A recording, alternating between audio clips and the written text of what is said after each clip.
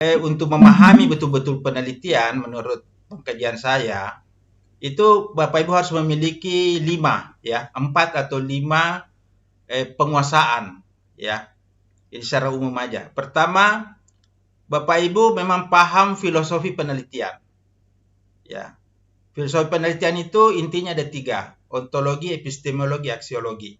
Kita paham objek yang kita mau teliti, kita paham metodologinya, kita paham tujuannya, ya. Namun saya ringkas bahwa filosofi penelitian di perguruan tinggi itu adalah penelitian ilmiah, penelitian yang berbasis teori. Beda dengan penelitian di luar perguruan tinggi yang saya sebut sebagai penelitian proyek, ya, sempat disinggung tadi oleh Pak Prof juga itu. Jadi inti dari penelitian di perguruan tinggi itu adalah penelitian ilmiah. Kenapa? Karena ini adalah bagian dari metodologi ilmu pengetahuan, bagian dari prosedur ilmu pengetahuan. Dan Bapak Ibu, kitalah yang menjadi instrumen atau subjek di dalam metodologi itu sebagai peneliti, sebagai intelektual, sebagai ilmuwan yang akan menghasilkan ilmu-ilmu baru, menghasilkan konsep-konsep atau teori baru. Jadi ini adalah esensi secara filosofi satu penelitian di perguruan tinggi. Ya. Kenapa? Karena ketika Bapak Ibu masuk di perguruan tinggi, Bapak Ibu menjadi bagian dari masyarakat ilmiah. Ketika kita menjadi masyarakat ilmiah, kita akan dibentuk di perguruan tinggi menjadi seorang ilmuwan. Salah satu instrumen, tools untuk menjadikan kita seorang ilmuwan adalah harus menguasai cara berpikir ilmiah dan prosedur perilaku atau bersikap ilmiah melalui metode penelitian. Jadi ini tidak bisa kita hindarkan. Ketika Bapak masuk di perguruan tinggi, Bapak harus menjadi seorang ilmuwan. Dalam artian mampu berpikir ilmiah, mampu bersikap ilmiah, mampu berperilaku ilmiah. Itulah yang terhimpun sebenarnya dalam penelitian. Berpikir ilmiah, bersikap ilmiah, berperilaku ilmiah dengan tata cara tertentu. Nah, yang kedua, setelah kita paham filosofi, kita paham teori secara keilmuan, sesuai background keilmuan kita. Yang ketiga, kita paham prosedur pendekatan, ya. Kemudian yang keempat, kita paham secara teknis. Bapak nanti mengambil itu di buku pedoman UIN, PKTI UIN. Kemudian yang kelima, kita memiliki satu karakter. Nah, ini kalau mau sempurna ya, menurut pengkajian saya, memang kita harus memiliki pemahaman filosofi, pemahaman teoritik, pemahaman metodologis, pemahaman teknis, dan memiliki karakter. Ya. Tapi apakah itu harus sempurna? Sebenarnya tidak juga, ya. Karena kita menjalani learning by doing, ya. Sambil belajar kita jalani aja. Nah, karena itu kalau kita di perguruan tinggi, kalau kita penelitian, pasti ada pembimbing, ada promotor. Ya, Bapak Ibu. Kenapa? Karena inilah yang akan mendampingi kita. Nah, Bapak Ibu, ini sebenarnya tahap penelitian ada 3 ya. Ada 3 tahap penelitian. Saya memperhatikan kalau di S1, ini 3 tahap ini kita bisa selesaikan, itu kurang lebih 3 bulan sampai 1 semester. Ya, kalau S1. Ya. Nah, kalau S2 itu juga bisa menyelesaikan antara 3 bulan sampai 1 semester. Kalau S2. Ini pengalaman saya membimbing. Kemudian kalau S3, pengalaman saya itu kalau memang kita mau bagus, itu 1 tahun. Ya. Mulai dari tahap membuat rencana sampai promosi. Itu kurang lebih 1 tahun kita jalani. Ya. Mungkin ada bisa lebih cepat ya. Tapi saya melihat itu 1 tahun ya. Nah, Bapak Ibu, ini bisa kita jalani dengan cepat kalau kita sudah punya strategi. Ya. Memahami ilmunya, Bapak Ibu, belum tentu kita bisa menerapkan. Karena itu kita perlu strategi. Ya. Nah, kalau kita sudah punya strategi, itu nanti kita bisa lebih cepat dengan strategi yang benar, strategi yang tepat. Strategi itu adalah cara-cara kita menggunakan ilmu kita supaya kita bisa menerapkannya dengan benar. Nah, Kemudian Bapak Ibu, setelah kita membuat rencana, itu ada pelaksanaan penelitiannya sampai membuat kita laporan. Kemudian output, ya ini output dari penelitian itu sebenarnya banyak, ya. Yang pertama, output penelitian ini untuk persyaratan penyelesaian. Nah, ini yang jangka pendeknya ini, Bapak Ibu. Bapak Ibu tidak bisa selesai kalau tidak melakukan prosedur penelitian ini sampai menghasilkan satu karya ilmiah yang kita sebut skripsi, tesis, atau disertasi. Jadi ini syarat wajib, ya. Yang kedua, output penelitian itu nanti bisa juga berupa jurnal, artikel yang kita muat di jurnal. Nah, ini sudah output kedua. Karena ini juga harus sebagai persyaratan untuk penyelesaian, maka sudah dua persyaratan yang harus Bapak penuhi. Membuat disertasi sekaligus menulis artikel, jurnal. Nah, sebaiknya jurnal yang kita terbitkan, artikel yang kita terbitkan itu kita ambil dari penelitian disertasi kita. Jadi ini kerjanya satu kali. Tapi ada juga saya lihat itu bukan diambil dari hasil penelitiannya, itu boleh juga, ya. Cuman sebaiknya itu kita ambil memang dari hasil penelitian kita. Kemudian output yang ketiga itu kita menulis buku dari hasil penelitian kita. Nah, jadi sudah 3 ini, ya. Untuk syarat penyelesaian membuat disertasi, untuk menulis artikel jurnal, dan untuk menerbitkan buku. Dan mungkin untuk kebutuhan yang lain juga boleh, ya. Misalnya untuk kenaikan pangkat, nah itu bisa, ya. Atau syarat pencapaian guru besar, ya. Nah, gitu, ya. Saya belum bisa bicara itu karena saya masih guru kecil, ya. Nah, ini 3 tahapnya. Jadi kalau untuk S3, Bapak Ibu, ini kita persiapkan 6 bulan sampai 1 tahun. Ya. Karena itu usahakan Bapak Ibu ini tahap awalnya ini, proposalnya ini kita sudah lakukan kira-kira itu di semester. Saya lihat ini kalau S2 itu semester 1 sudah ada yang membuat proposal penelitian. Nah, tapi S3 saya belum dapatkan itu, mungkin semester 2 atau semester 3 udah bisa, ya. Jadi usahakan Bapak Ibu bisa selesai kalau S2 itu bisa selesai 3 semester. Kalau S3 itu kita bisa selesai di bawah 3 tahun, ya. Yang sangat penting tadi disinggung oleh Prof. Bagaimana cara kita menemukan masalah? Bagaimana ukuran masalah yang bagus? Ini banyak yang bingung ini, ya Bapak Ibu. Menemukan ide penelitian itu sebenarnya kita bisa berangkat dari 2 cara. Yang pertama, kita berangkat dari fakta, ya. Bapak Ibu berangkat dari fakta. Mengamati fenomena di sekitar Bapak Ibu, di tempat kerjanya Bapak Ibu, di kampungnya Bapak Ibu, di kotanya Bapak Ibu, di kantornya Bapak Ibu. Mengamati fakta, ya, untuk menemukan masalah, ya. Masalah yang baru. Apa syarat masalah yang baik? Pertama, masalah yang baru. Yang kedua, masalah itu penting. Dan yang ketiga, menarik. Jadi baru, penting, menarik. Nah, pengertian masalah dalam penelitian tidak harus masalah sebagai persoalan yang kita pahami dalam kehidupan sehari-hari. Masalah dalam penelitian bisa juga berupa prestasi-prestasi yang kita permasalahkan. Misalnya,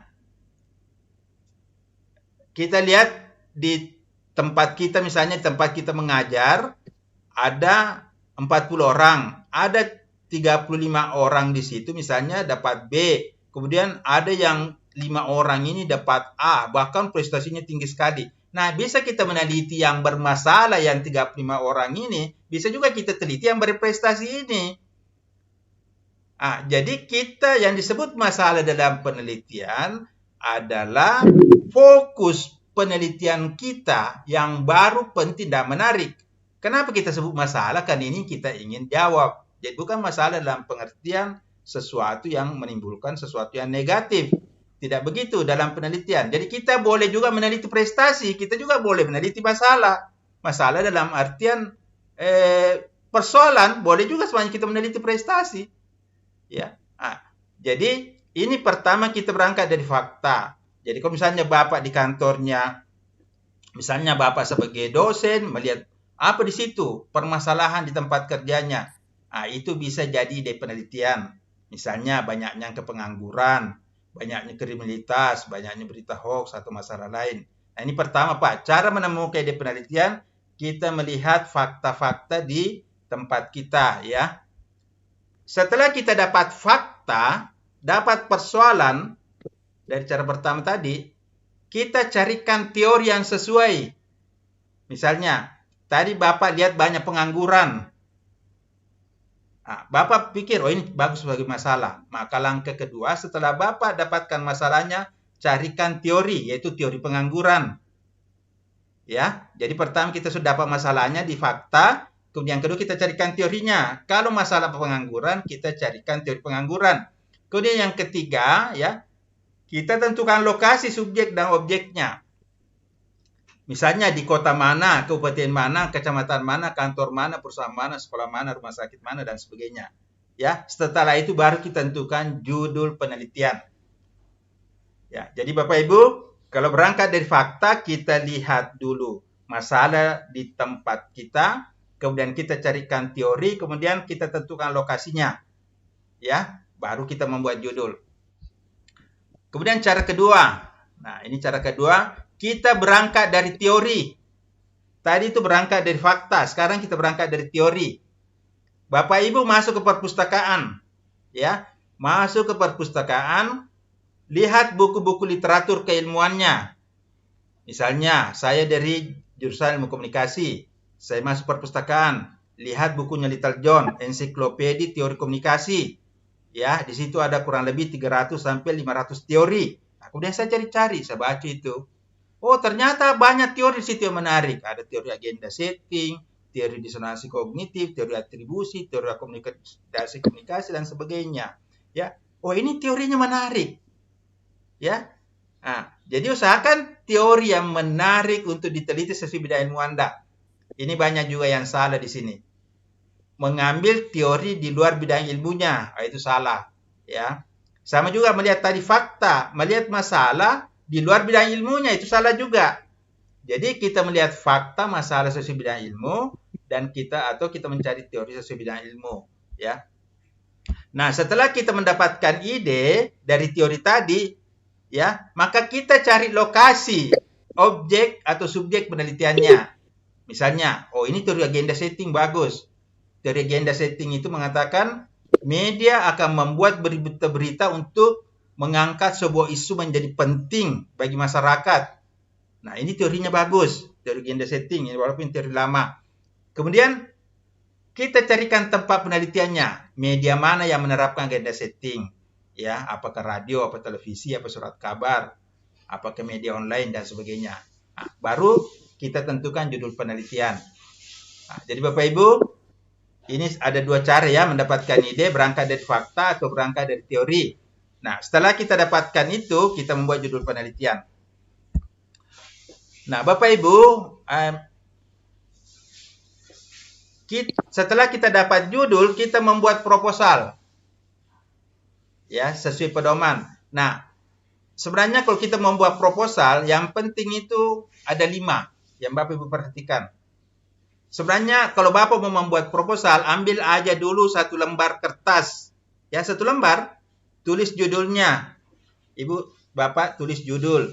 Kemudian fokus atau variabelnya, tulis saja situ. 1-2 kalimat. Kemudian rumusan masalah, tulis 1-2-3. Teori, tulis di situ berapa teori dan ringkasannya. Kemudian pendekatannya, kuantitatif atau kualitatif. Sudah, 1 halaman itu sudah jadi 1 proposal singkat. Ya, nah, ini aja yang penting.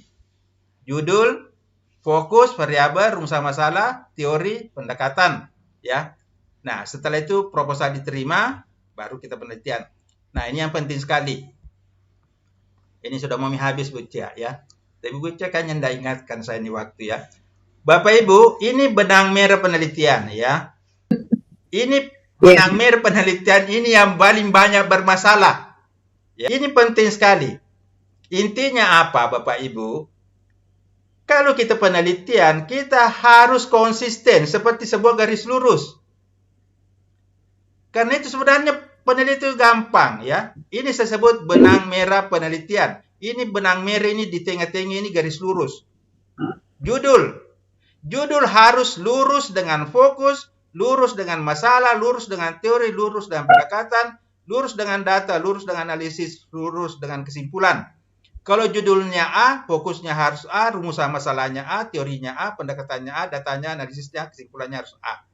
Tidak boleh kita bikin judul A, fokusnya B, rumusan masalahnya C, teorinya D. Ini yang kacau balau yang seperti ini.